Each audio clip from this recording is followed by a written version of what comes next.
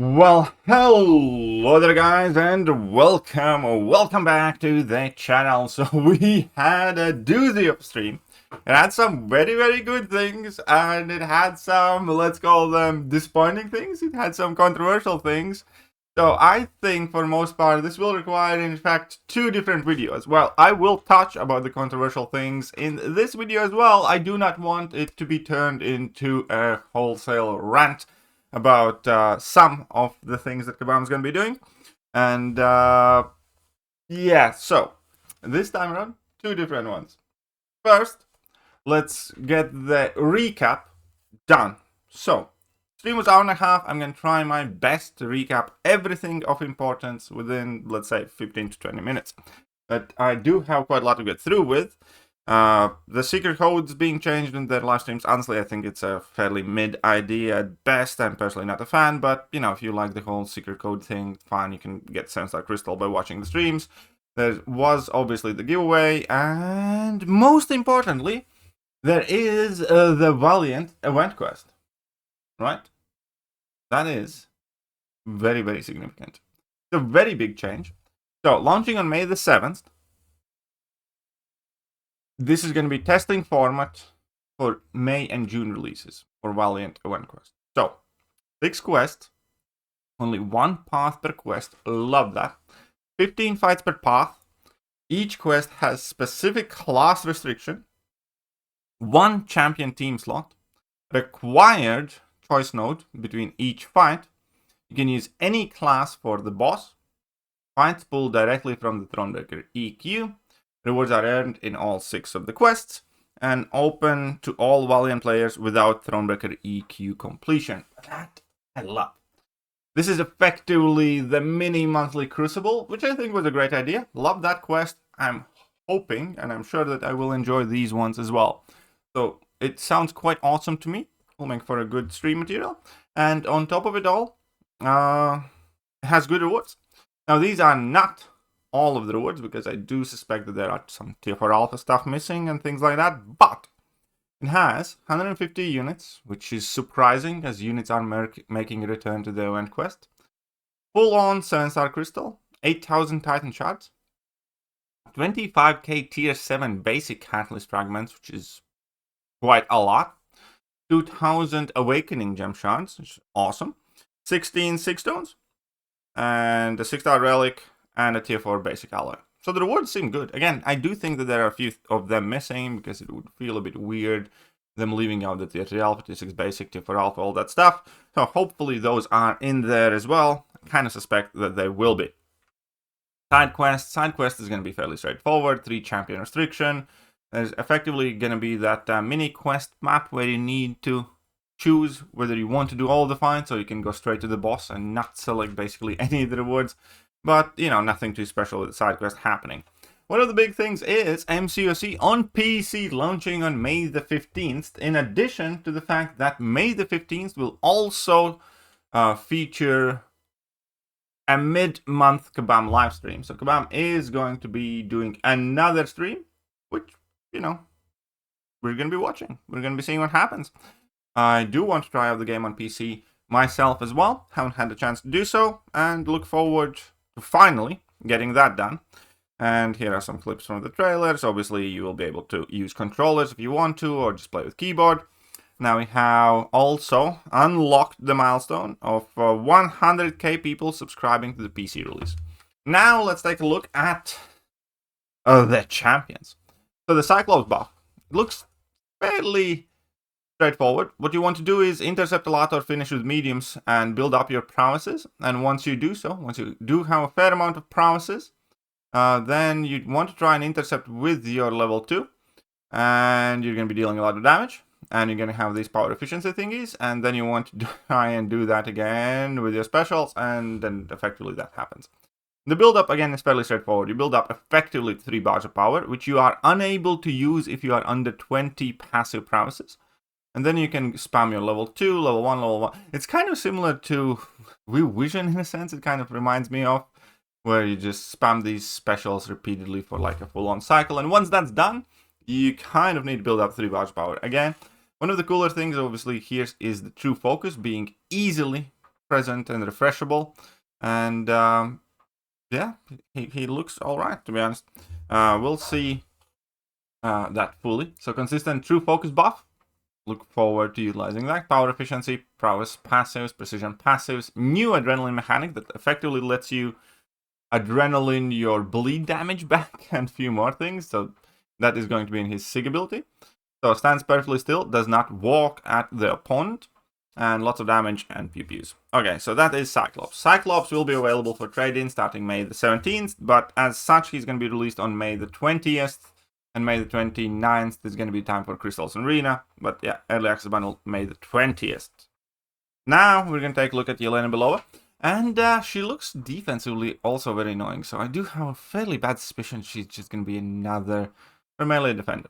For the most part, some people are excited for her, and some people do not seem to think that her damage is going to be all that great. To be fair, it doesn't seem like a very nuky type of champion, but again, time will tell. We'll see.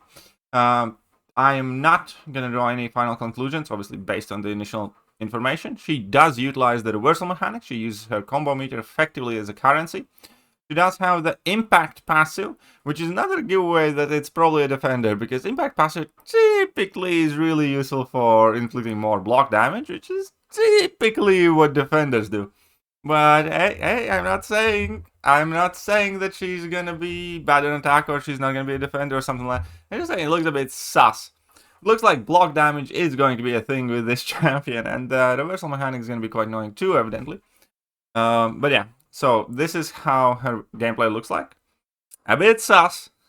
A bit nightmarish and sus. So, immune to poison effects. Okay, somebody's going to have to explain this one to me. How? Like, why? Like, has she been in so many toxic relationships that she has gained poison immunity? Or the fudge is happening here? But okay, immune to poison effects as a skilled champion. Indefinite endurance and combo shield. Fair enough. Crits inflict instant bleed. Shifts through instant bleed. Bullseye. Nah. So crits. I bet she can crit through block, and I can bet she can instant bleed you through block. I don't know. I'm not pointing any fingers. I'm just saying it's suspicious. Shifts through observation and elimination mode. Powerful reversal. Utilize her combo in gameplay. Fair enough. But yeah, definitely sus. And now we have Phoenix. And Phoenix is a weird case. You can't really understand if she has a good or bad amount of damage, because I don't know exactly how much health these guys have, but she will have a fairly unique playstyle. Her playstyle like reminded me a bit of Magneto, where you stun them and you charge your heavy attack and things are happening. And there's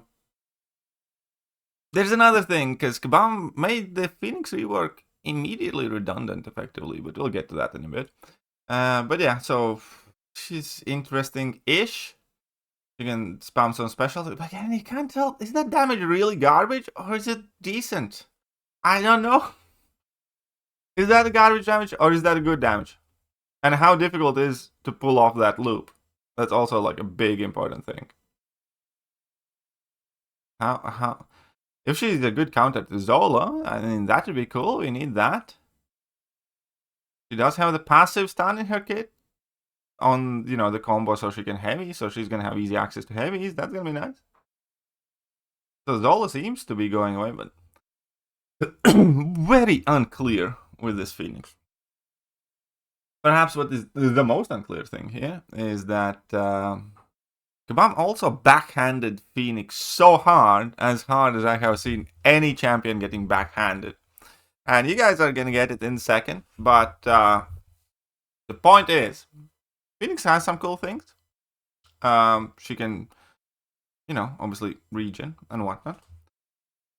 So, immunity to incinerate, heal block, special lock, and power burn, drain, and lock. That's quite good. Heavy charge from basic attacks. That's good against Zola.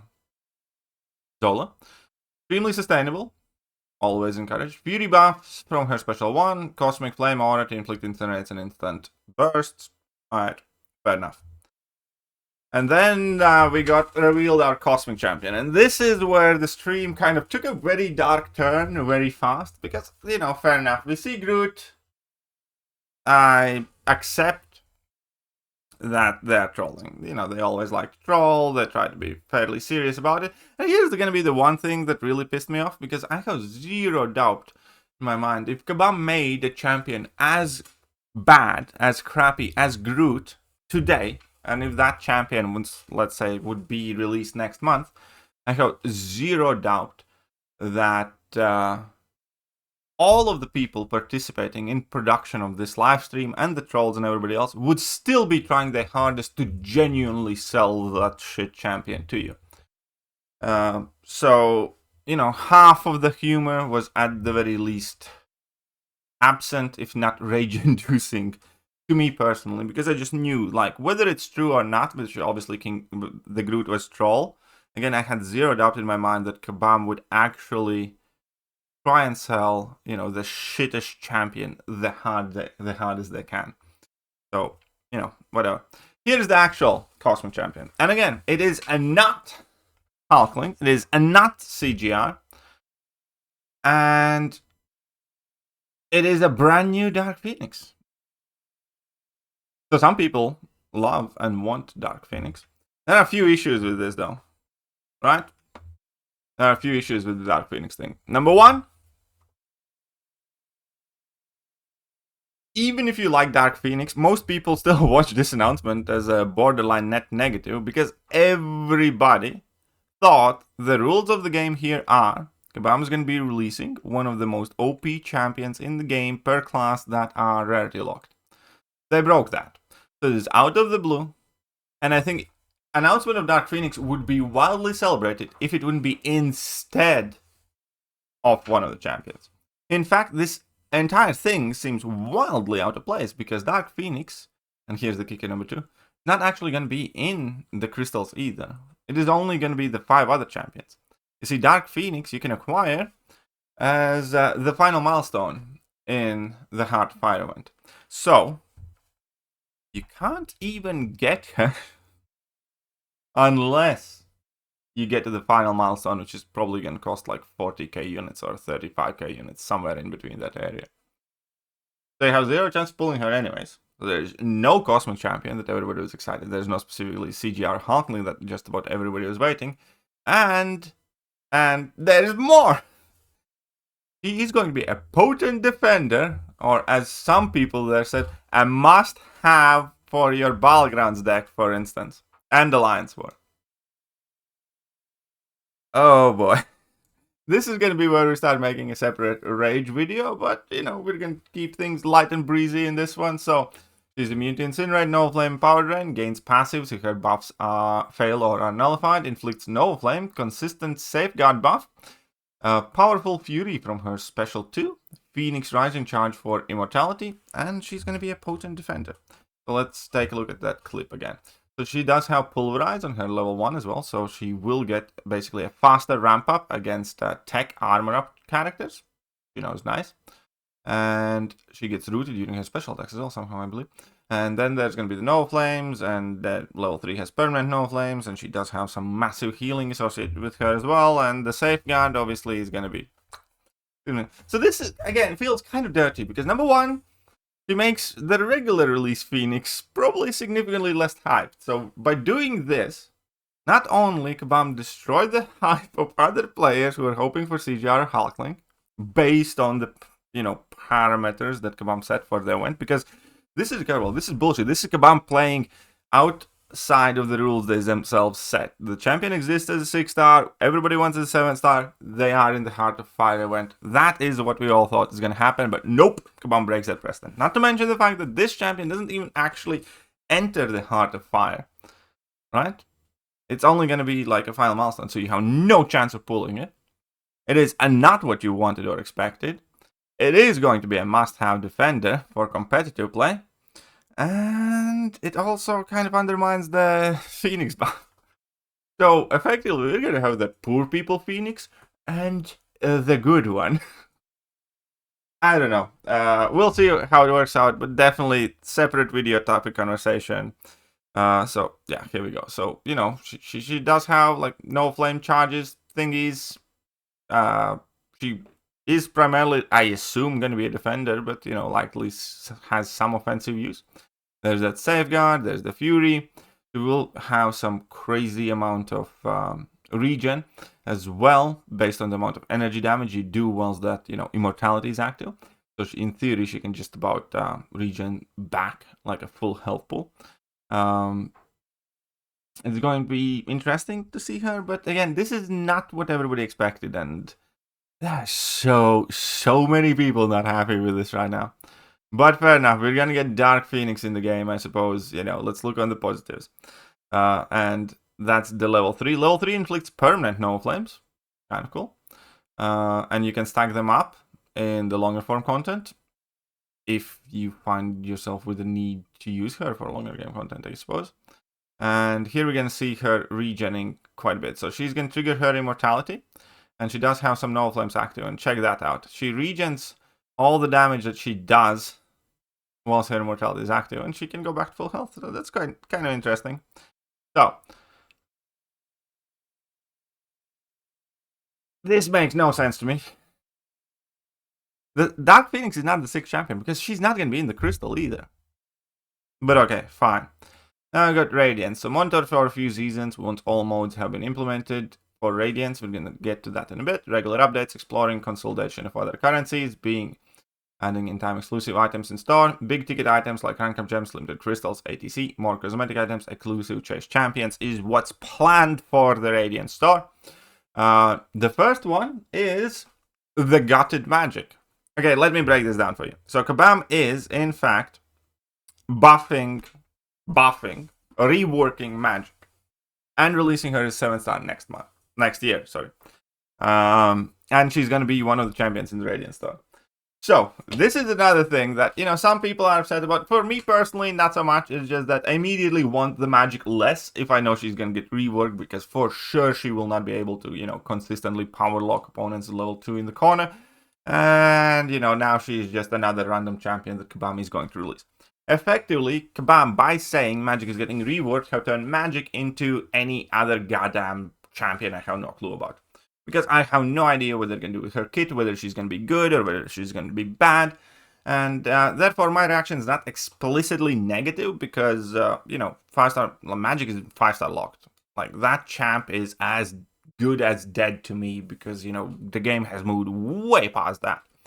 So I'm not freaking out about Magic getting balanced. What I will say, however, is because she's getting reworked and then she's going to be offered as this new exclusive Radiance champion, I just don't care about her. Like, that's it. Like, I love the Magic the way she was. They're going to change her kit completely. I have zero idea how that kit is going to look like and whether she's going to be any good. So, therefore, that Magic could be a fucking Pikachu for all I care. I have no reasonable way to know whether she's going to be good or bad. Or I'm going to like her. Maybe they rework her and she's insane and I want her, and that's fair enough. Maybe, it's another fucking Silver Sable pre-buff or something. And I couldn't care less. So, there you go. Magic's getting reworked. Coming to the game as 7-star sometime next year. That's about it. Let's move on. There's so much though. Already implemented in Battlegrounds, so the Radiance. AW ranked rewards. Oh, AW. Oh, we're going to talk about AW, guys. So, AW ranked rewards. Season 58. That's starting on May the 28th. So, in less than a month, Radiance coming to AW. All ranked rewards except titles and shattered tokens down to Gold 6. So, effectively, nobody from Gold 6 and upwards is going to get anything aside from Radiance. AQ raids and AQ and raids ranked rewards. So raids on June the 9th, so that's still going to be a while. AQ from June the 16th is going to feature Radiance. All ranked rewards except Glory for ranks down to 3,500. So here's the table. So Radiance ranked rewards for raids. The top raids alliance 120k, then 100k for 2 to 5, and then let's say 31 to 60 to 31 to 45 alliance is going to be 43k. 91 to 150 is going to be 28k. So there you go. This is Radiance being made available to more people, however, in lower quantities granted than Battlegrounds, but still it's going to encompass significantly more people. So that's going to be like 100,000 people who will be able to acquire Radiance via participation in raids. And here the same thing as well. 100,000 people from Alliance Quest. Now, Alliance Quests are less. It's effectively like half the amount. But keep in mind that Alliance Quests happen every week. So that is going to be a nice chunk of Radiance flowing into everybody's coffers. But yeah, it's going to be half of the raid's worth, basically. And I personally still think Radiance is a good idea. Look forward to it. And now we have Alliance War ranked rewards. Radiance per player, 350,000 for the Masters 1. You know, Masters top 10 is 250k. Masters top 20 is 200k. Plat 1 is 150k. So let me know how do you guys feel about these amounts. But again, aside from like glory and loyalty and whatnot, these are like the main things that remain here. So there's going to be a lot more Radiance coming into the game very, very soon. Roadmap, recap plus updates, so daily super events live, nightmare raids, concluded battlegrounds. Some of the things are live. What's coming next is still the dynamic matchmaking by tier, dynamic win-loss impacted, and you know, we'll see when that comes. What about side quests? Still nothing really they shared of significance though. Here's the thing. God damn Kabam. I think the one game mode that did not need restructuring right now. The one game mode that they just made a new map for, people are getting used to it, and some people liked it, some people didn't. But for the most part, we can all agree that Alliance War, you know, in the rewards department, for the tryhards was quite rewarding. For the lower level players, maybe not so much. But I think of all the team game modes, I don't know, it just didn't feel like Alliance War needed a change, and we're going to discuss that again in the separate ranty video, but a brand new map structure. 10 defenders will be live on the map. Each summoner takes 1 fight per battle group, 2 champion slots per attacking team, fights focused on RPG asks, higher health totals with lower attack values, defender diversity and attack bonus tuned accordingly, huge solo event update. Radiance will be added to the season rewards. This is a one season type thing that they're testing out. But the thing that just flowed through my mind was, WTF, why are you doing this? They could have done this on top of something else as a test, I think. Or, I don't know, but why? Like, let me know how you guys feel about this, but this just takes everything you think Alliance War is, throws it in the dumpster, and then it takes out this new thing, which I don't know, is maybe gonna be good, it's maybe gonna be bad, but it's not. I'll tell you one thing, it's not a fucking Alliance War. This is something else. It's not AW. Come on, man. I swear to God. Now the event quests. Our goal, ensure that the event quests are always relevant. Piece of content for all summoners. Our second test is coming in July 2025. VIP event quests will soon dynamically scale both in terms of challenge and rewards based on summoners' current story progression milestone and top 30 prestige. Testing rewards per path, completion versus exploration. So we'll see what happens with that. They did, however, let slip something about Elder difficulty. Now it was mentioned in passing. There is a chance that the next progression level is going to be called the Elder something. But they did specifically comment on Elder difficulty being a thing. Right. What else? Raids. Yeah, cool. That's fine. Relics. They are making more relics. I think there are going to be 7-star relics coming. Either that or they just chose the color green for the new relics because they like money. But probably because they're going to be able to sell you that. But effectively, they should be starting to release more relics soon in batches that are more simple than the old ones. So there you go. We're going to get the Bullseye relic. There's going to be a new mode, testing out a new event format. Competitive meta event format, highest ranks rewarded with featured 7-star champion. Can play as much as you want. Lots of TBD for now. Nearing completion is soon and moving into testing. So I think this is going to be that new solo competitive thing. Fair enough. Not gonna say anything too negative about it. We'll look forward to it. So here is the initial look of the Mr. Knight as well that they revealed for us. We do get the Thunderbolts calendar, and there was this fairly neat video trailer to cap off this video. Now, it's been quite long, and again, some of these things will deserve solo videos. So let me know what you think about all of this abundance of information. But for now, that is it, and I'm going to catch you guys soon. Bye-bye. Hello there, guys, and welcome back to the channel. So we have all the information about